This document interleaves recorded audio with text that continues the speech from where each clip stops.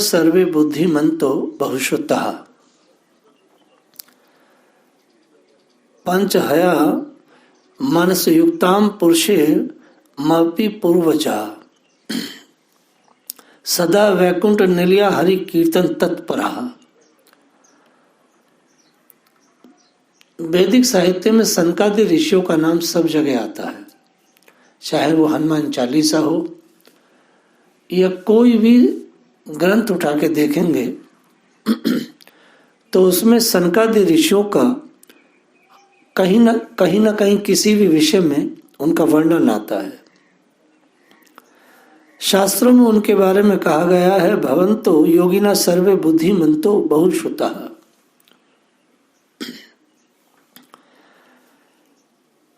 सनकादि ऋषि बहुत बड़े योगी हैं, बुद्धिमान हैं और विद्वान हैं।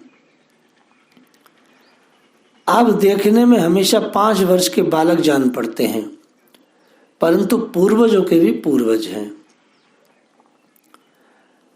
सनकादि ऋषि सदा बैकुंठ धाम में निवास करते हैं और निरंतर ही कीर्तन में तत्पर रहते हैं। बैकुंठ में निवास करने का अर्थ क्या है, अभी हम बताएं, आगे चल के बात होगी। इनके जीवन का एक ही आधार है, भगवत कथा। और मुंह से कथा के बाद या कथा से पहले प्रति श्वास एक ही शब्द, एक ही वाक्य निकलता है, हरि शरणम हरि शरणम। इसका अर्थ है भगवान ही हमारे रक्षक हैं। यह वाक्य अर्थात यह मंत्र सर्वदा आपके मुख पर रहता है। श्वास श्वास में हरि शरणम कहते हैं, जिसके कारण काल प्रेरित वृद्धावस्था भी आपको कभी बाधा नहीं पहुंचाती, अर्थात हमेशा 5 वर्ष की आयु के रहते हैं। और ये 4 भाई हैं एक साथ।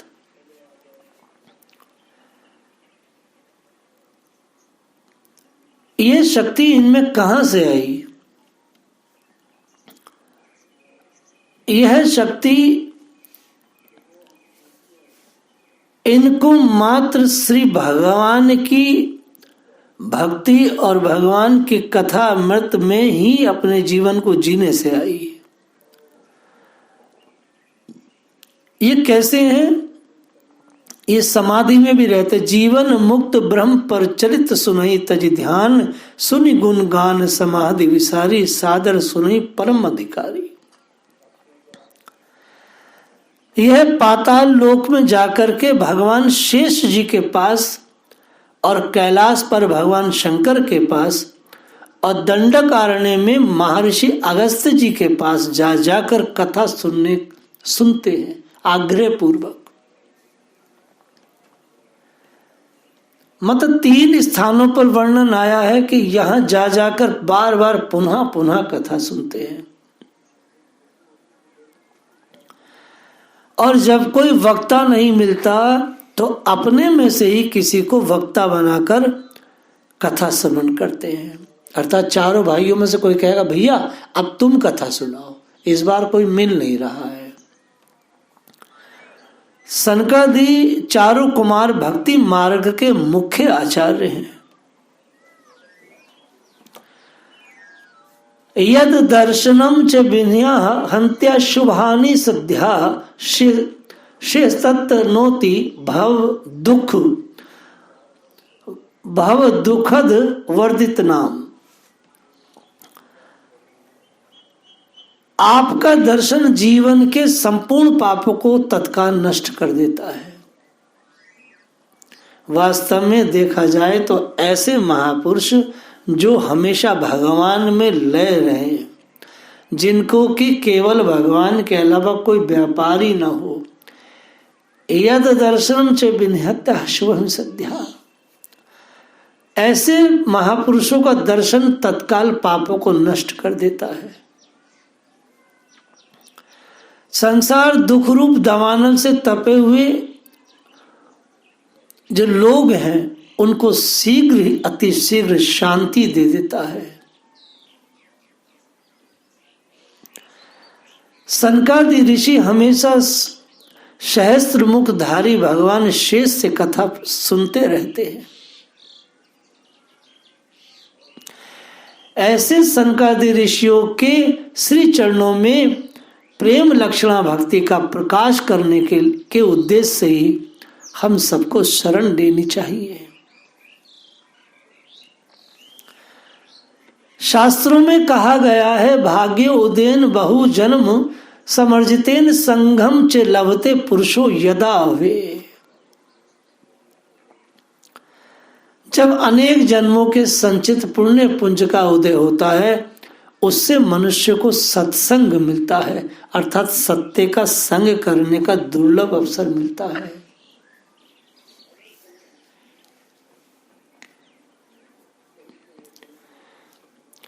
आज सत्संग के नाम पर सब कुछ उल्टा सीधा चल रहा है। भाग्य उदेन बहुजन्म समर्जिता है। अज्ञान हेतु कृत मोह मदांध कारनाशम विधाय ही तदोदयक विवेका। जब मनुष्य को सत्य का संग मिलता है किसी महापुरुष के सौजन्य से, तब वह अनेक अज्ञान जनित मोह और मद रूपी अंधकार का नाश करके विवेक का उदय होने लगता है। उसका वह सत्संग ही उसका उदय करता है।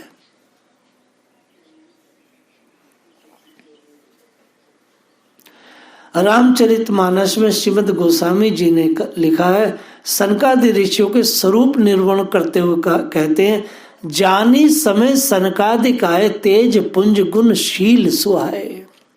ब्रह्मानंद सदा लय लीना देखत बालक बहु कालीना। रूप धरे जनु जरई वेदा चारहु वेदा समदर्शी मुनि विगत विभेदा।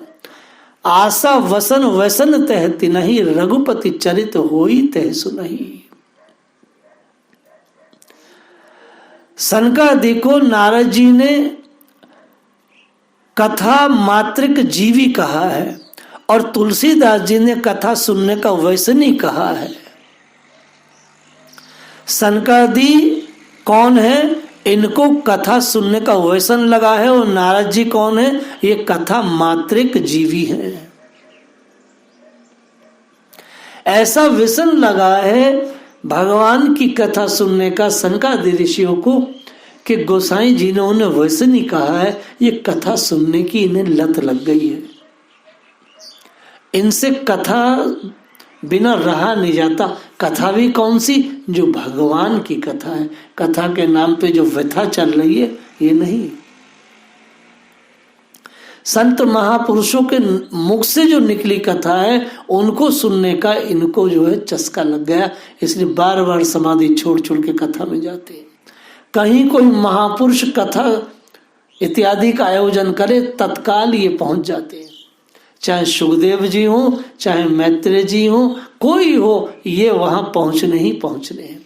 और शेष जी का तो एक ही काम है, लगातार शेष जी भागवत सप्ताह ही करते रहते हैं पाताल लोक में। और कभी कभी ब्रह्मा जी इत्यादि भी कथा का सप्ताह रखते हैं।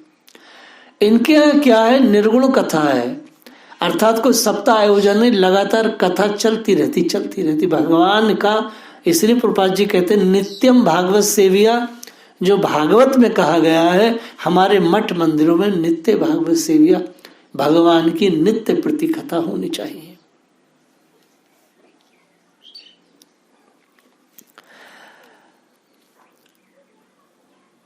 कथा हमेशा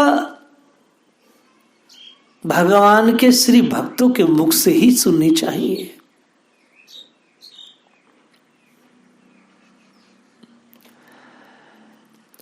नाभाजी ने मनु जी का वर्णन किया है। श्री मनु जी के अपार तप को देख करके ब्रह्मा विष्णु महेश बहुत वरदान का प्रलोभन देने के लिए तप से व्रत करना चाहा, लेकिन मनु शत्रुपा ने कभी भी अपने तप से वो हटे नहीं। भगत बच्छल प्रभु कृपा निधाना, विश्वास प्रगटे भगवाना। दंपति मनु शत्रुपा युगल सरकार श्री सीताराम जी का दर्शन से निहाल हो गए। वांछा कल्पतरु भगवान ने मनु जी को अपने अंशों सहित स्वयं पुत्र होने का वरदान देकर निवेदन किया, अब तो मम अनुशासन मानी, बसउ जाए सुरपति रजधानी। तह करी भोग विशाल, तात गए कछु काल, पुनि होइहु अवध बुहाल, तब होव तुम्हार सुत। यही मनु जी आगे चल के दशरथ बने और शत्रुपा जी महारानी कौशल्या हुई।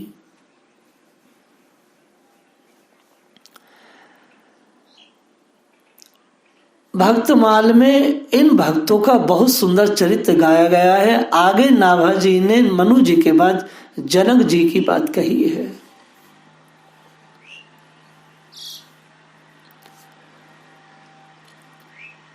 प्रणव परिजन सहित विदेहू, जाहि राम पद गूढ़ सनेहू, जोग भोग में रखो गोई, राम बिलोकत प्रकट हो सोई।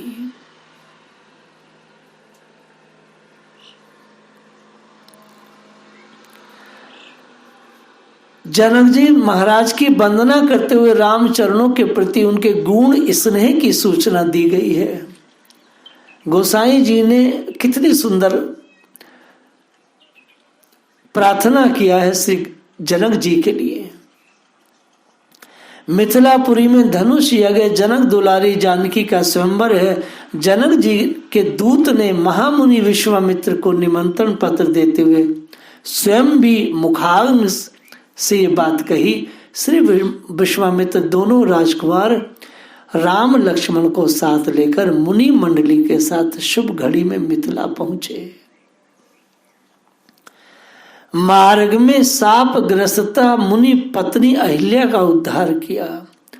कौशल राज किशोर राम अनुज लक्ष्मण वन उपवन के प्राकृतिक सौंदर्य का दर्शन कराते हुए मुनि मंडली के साथ जनकपुर में आए हैं। बाहर ही मनोरम अमराई में ठहराते हुए मिथिलेश महाराज जनक शुभ संवाद को सुनकर स्वागतार्थ मंत्री वर्ग, ब्राह्मण गण, गुरुजन, कुटुंबजन को साथ लेकर बगीचे में आए हैं। दंडवत प्रणाम कुशल क्षेम के बाद मुनि की आज्ञा पाकर जनक जी बैठ गए। तई अवसर आए दो भाई, गए रहे देखन फुलवाई। कितनी सुंदर बात है। सब जब बैठ गए तो उसी समय श्याम गौर मृदु बसन किशोरा, लोचन सुखद विश्व चित चोरा। भगवान राम अपने छोटे भाई लखन के साथ, छोटे से बालक लोग हैं ये जैसी ही आए। इनके आते ही लोगों पर ऐसा प्रभाव पड़ा उस आम के बगीचे में कि उठे सकल जब रघुपति आए। विश्वामित्र जैसे गुरुजी बैठे हैं, जनक इतने बड़े हैं, राजा हैं, बड़े और वृद्ध हैं, बड़े बड़े सब लोग बैठे हैं। वहां सब आयु में दुगने तिगने थे। लेकिन गोसाई जी कहते हैं उठे सकल जब रघुपति आए। भगवान का ऐसा प्रभाव था, उनको देखते के साथ ही सब उठ गए।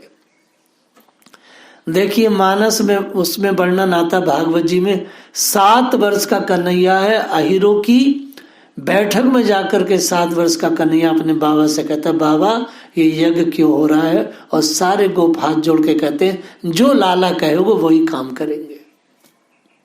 कितनी सुंदर बात है।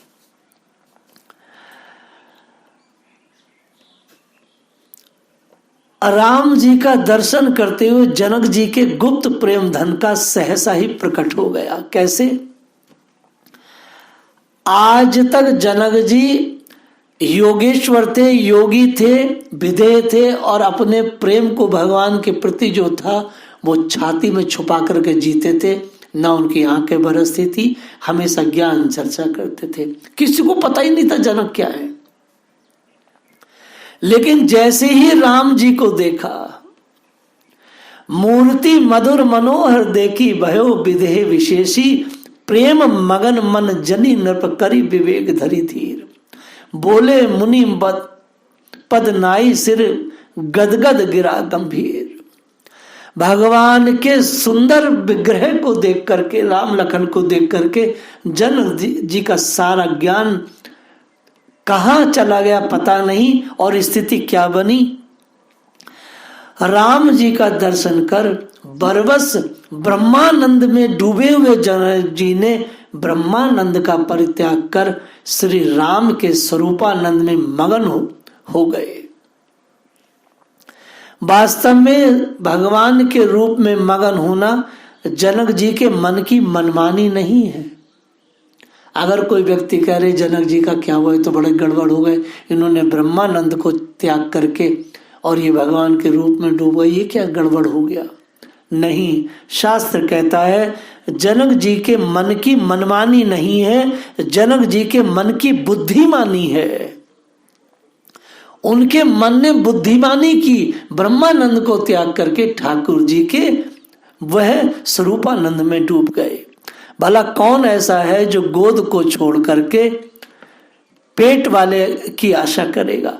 नैन गोचर के मिल जाने पर अगोचर के पीछे कौन लगेगा भाई, मूर्खता है। जब नैन गोचर सामने है तो अगोचर ईश्वर का, अव्यक्त ईश्वर का कोई भजन नहीं करता है। ब्रह्मानंद में सदा लवलीन रहने वाले सनकादेवी इसी दशा को प्राप्त हुए थे। मुनि रघुपति छवि अतुल विलोकी, भय मगन मन सके न रोकी। और यही स्थिति महाज्ञानी विश्वामित्र की रही। भय मगन देखत मुख शोभा, जनु चकोर पूरन शशि लोभा। विधेयराज जनक विश्वामित्र और सनकादि ऋषि, इन सब ने भगवान को देख करके अपने ब्रह्मानंद को छोड़ दिया, अपने ब्रह्मानंद को त्याग दिया।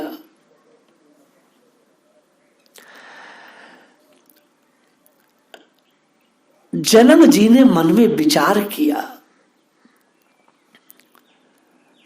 कि जिन्होंने विश्वामित्र के यज्ञ को पूर्ण कर दिया, जिन्होंने विश्वामित्र के यज्ञ को पूर्ण कर दिया, उन्हें भक्ति से भर दिया, उनको ब्रह्मानंद छुड़वा करके उनको प्रेम दान दे दिया, ऐसे राम लखन क्या मेरे धनुष यज्ञ को पूर्ण नहीं करेंगे? अवश्य करेंगे।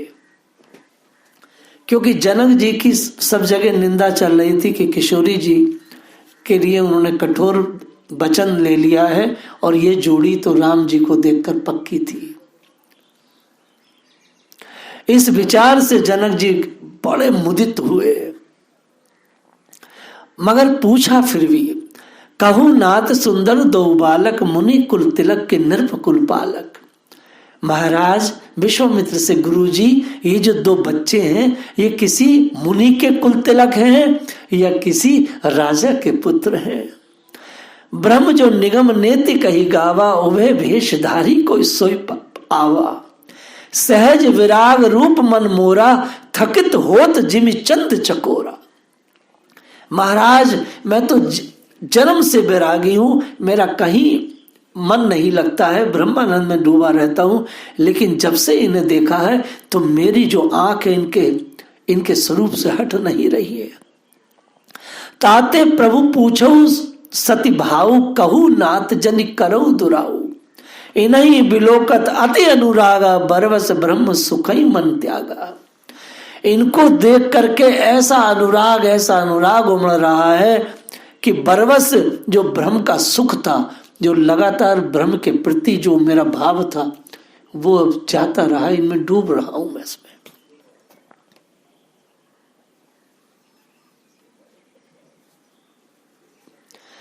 यह जनक जी के गूढ़ स्नेह की झलक है। राम जी का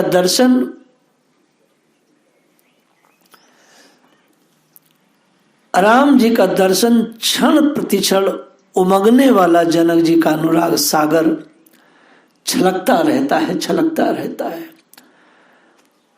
ऐसे प्रेमियों के मुख से भगवान की कथा और ऐसे प्रेमियों का संग, ऐसे लाडले दुलारों के संग से ही भक्ति का रंग लगता है, भक्ति का स्वरूप निखरता है।